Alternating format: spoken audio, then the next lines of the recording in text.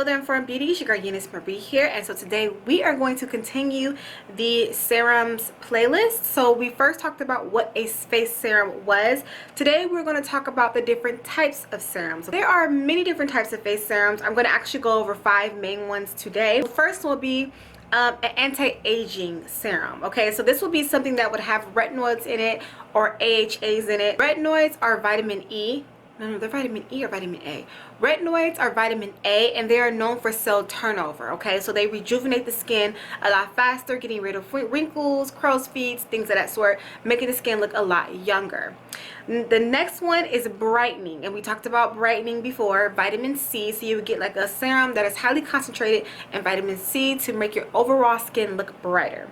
3, hydrating. So if your skin is really dry and you want to make sure that it's getting some moisture, you will go for a serum that contains hyaluronic acid. Okay, and actually I'm going to share with you guys a couple of my favorites. So for hyaluronic acid, oh, what is the name of that brand? Why can't I think of it right now? Ordinary has a great hyaluronic acid, and it's very inexpensive. A lot of serums that a lot of these types of serums that I'm talking about today, you can find them on the Ordinary. They have really great serums, inexpensive. So if you're a newbie trying it out, definitely try them out. They have great serums for cheap, and they are effective. Also for brightening, vitamin C, so far I am loving the Derma E brightening vitamin C. That is my favorite so far, so love it. And I will leave a link above and down below for you guys to go and check out the review on that. But let's continue. Okay,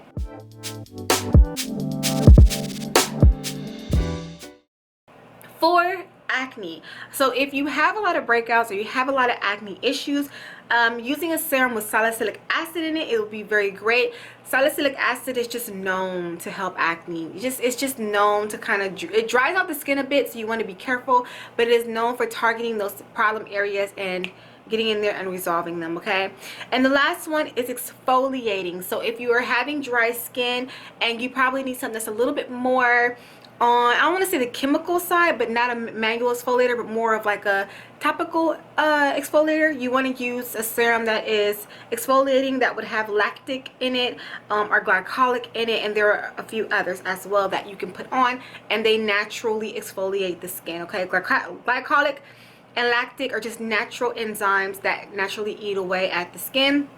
I do have a full video talking about glycolic acids as well as lactic acids. I will leave them above, down below, so you guys can go and get more information on that. I also have information on, I believe, salicylic acid. It's an old video.